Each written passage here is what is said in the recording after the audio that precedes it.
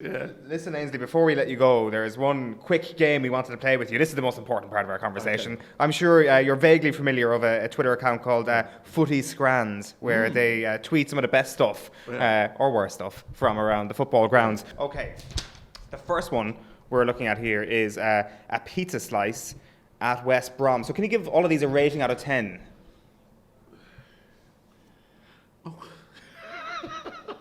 I didn't know that there was a pizza slice. It looks very, very cheesy. Looks like a nice crust there. Out of 10, 4. Good stuff. Okay, so we got a hot dog at Tranmere Rovers next. Oh my God! Too much bread, not enough sausage. 3. We've got a bratwurst in a bun at Hertha Berlin next, which is this one. Wow! Look at the mustard on that. Hertha Berlin. I'm going to give that a few more. I'm going to give that a. There you go, guys. There it is, like that. I'm going to give that a big 6 because I just think that the sausage looks charred there, which means you're going to get the right sort of texture. Loads of mustard, not too much bread. At least you've got the sausage, more sausage there than the previous one. Look at that. I mean, that is pretty disastrous. More bread than sausage. Carry on. Can you have too much sausage for bread? Or it doesn't matter? No, it doesn't matter. I think you've got to get the balance right. I think that, there's something about it. A hot dog works well when you're biting through the soft texture into the meaty sausage, and if you've got your mustard or your ketchup or a bit of onions, it all works. It's when there's too much of one thing, it doesn't work. So the next one we're looking at here is a sausage and a flatbread at the Norway Cup final. At the Norway Cup final. Well, it does. That is very much in a flatbread. I think I'm going to go, because it looks like if you're hungry, you can get a choice of the mustard or the ketchup. We're going to give that a 5. Yeah, good stuff. The next one, if you want to swipe on, is a 2 sausage hot dog with teriyaki sauce, seaweed, and scrambled egg at Yokohama FC. Wow, now we're talking about taking it beyond what it needs to be, really. Yes. What is it wrapped in? What did you say that bread was? I think it's just a regular hot dog bread, but it may have been coloured black. I think it's. There it is again. I mean, that is pretty intense, isn't it? Obviously, flavours are different parts of the world that you go to. People like different flavours, different textures. But just looking at that, I think that could be quite interesting. You know, I've got a friend of mine, and when we go to eat and we stay overnight in a hotel and he comes down in the morning, he has a picture of toast on his phone, which is pretty black, and he says, that's how I want my toast. And I think that's a really good way of doing it, because you say, I want it well done. It's not enough, they still bring it. But if you show them a picture of something, and you said, that's how I like my hot dog. So I'm going to take that I'm going to give that a 6, because I just think that we don't know enough about it. Let's knock it till we try it. And I like the fact there's a 2-dog job. Yeah, me too. 2 sausages better than 1. The next one is cheesy chips at Billericay Town. Cheesy chips. Thing about, for me, cheesy chips, cheese needs to be sort of semi-melted. So those chips need to be either really, really hot, which they're not really, because when there's a quick turnover, they don't just come straight out of the fryer, crispy and nice like that. I think they need to be slightly melted. So what I would have loved is if they had a tub. Do you know when you get that kind of cheese that you put on top of nachos? I think they should just have something like that melted, and said with or without cheese, and just drizzle that on the top. That would work more than just grated cheese. So I'm sorry, because it's cheese and chips and people like cheese and chips, I'll give it a 4. Yeah, Billericay Town, you've heard the man. Get some proper melted cheese. The next one is just mushy peas at Notts County for £1.50. Mushy peas for £1.50. On its own. On its own. Peas that's cooked down with a bit of bicarb soda in it. I don't know what else they put in there.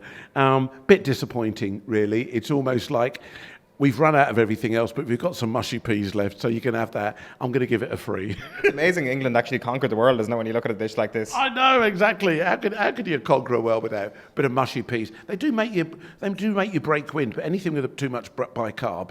So I think we'll have a whole row of people eating that, and then afterwards it'll be trumped and... The next one, we're almost there. Chips, peas, gravy, and mint sauce at Basford United.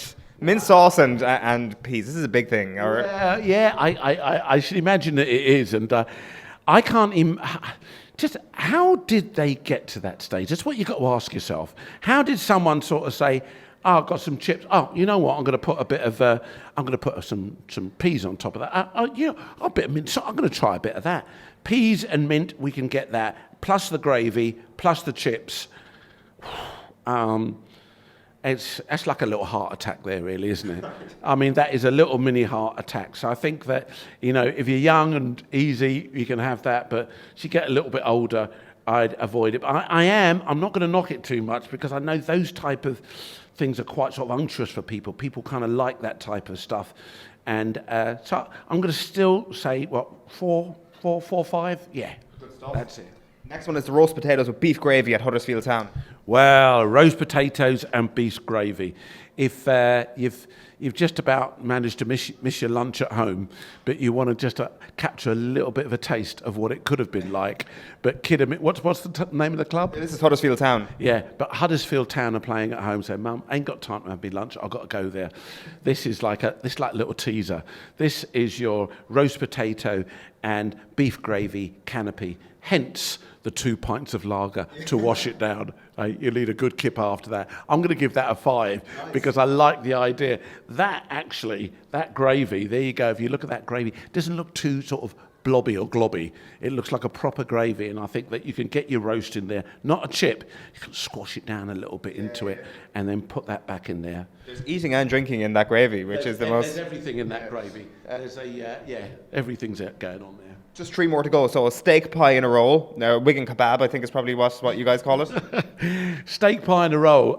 Well, the idea of having a little crimpled edge around a pie is that that's what you hold when you eat it. But you obviously want to consume the whole thing here. I think it's a bit lazy, looking at the quality of bread.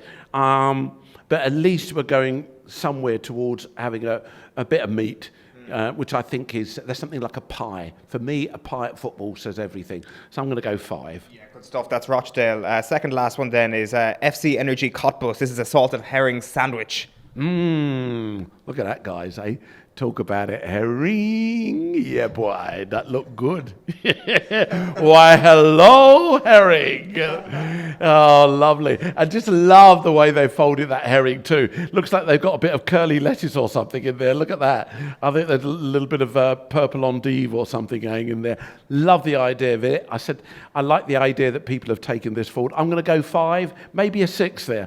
The only reason that I'm taking it a little bit further because I think it's slightly healthier, something a bit fishy. We're getting away from that deep fried thing, and so a little bit of that. I'm not sure whether that is a brown sauce or something like that, but the idea of having a little bit of a little drizzle of something to accompany that would be perfect. Herring, look at that. Pickled herring. And finally, this is from Dundalk FC. So this is our only Irish dish. This is chicken curry and chips. Would you believe it? Well, yes.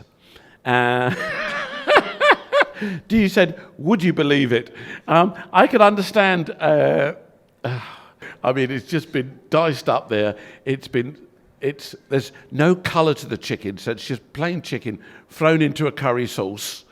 Curry doesn't really give off lots of lovely kind of ideas that there's lots of beautiful spices and stuff. There's hardly any colour going in there, and you can't see the chips.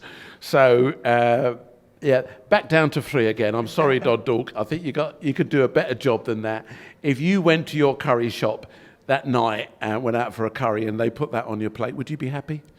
Be overly delighted. You wouldn't be delighted. But you know what?